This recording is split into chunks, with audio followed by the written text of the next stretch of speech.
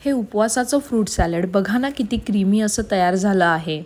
यामध्ये आपण milk powder, cornflour, साखर काहीही वापरलं नाहीये, तरीसुद्धा इतकं मस्त क्रीमी टेक्स्चर येण्यासाठी आज आपण एक खास साहित्य वापरणार आहोत की ज्यामुळे इतकं छान क्रीमी टेक्स्चर या फ्रूट सॅलडला येतं। यामध्ये आपण जरासुद्धा साखर वापरली नाहीये, त्यामुळे हेल्दी आणि डायबिटीजला देखील हे फ्रूट सॅलड चालणार आहे। तर या नवरात्रीमध्ये नक्की हे फ्रूट सॅलड घरी ट्राय करून बघा। नमस्कार, मी स्नेहल, तुम्हा सगळ्यांचं स्वादिष्ट बाय स्नेहल चॅनलमध्ये खूप खूप स्वागत आहे। सर्वप्रथम आपण एका भांड्यात 1.5 ते 2 वाटी मखाने घ्यायचे आहेत, थोडे बदाम घ्यायचे आहेत, त्याचबरोबर 2 वाट्या उकळतं दूध यामध्ये घालायचं आहे, केशर घालायचं आहे। हे असं उकळत्या दुधात भिजत घातल्याने ते मऊसूत होतील आणि केशरचा रंग सुद्धा ह्यामध्ये उतरेल। आता मी इथे सफरचंद, केळी, द्राक्ष, डाळिंब आणि चिक्कू याचे छोटे छोटे पीसेस करून घेतले आहे। तुम्ही तुमच्या आवडीनुसार फ्रूट्स घालू शकता। साधारण अर्धा तास आपले हे मखाने, बदाम छान भिजले गेले आहेत। आता मिक्सरच्या जारमध्ये हे सगळं साहित्य घालायचं आणि चांगलं असं ब्लेंड करून घ्यायचं, अगदी बारीक पेस्ट करून घ्यायची। मखाने हे अगदी हलके असतात।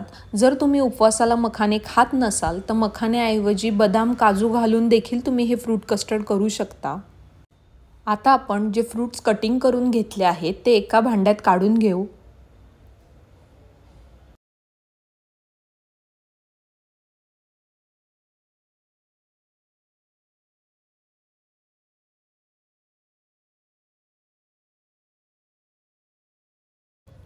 आता यामध्ये मखाना, बदाम, केशर याची आपण जी पेस्ट केली आहे ती घालून घेऊ।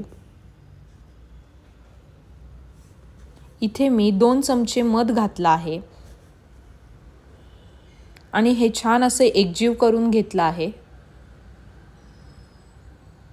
आता हे छान असं एकजीव करून झालं आहे आणि वरून गार्निशिंगसाठी मी गुलाबाच्या पाकळ्या देखील घातल्या आहेत।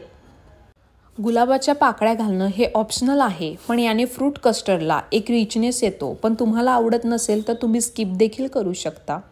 तसेच छोटे छोटे पिस्त्याचे काप देखील घातले आहेत।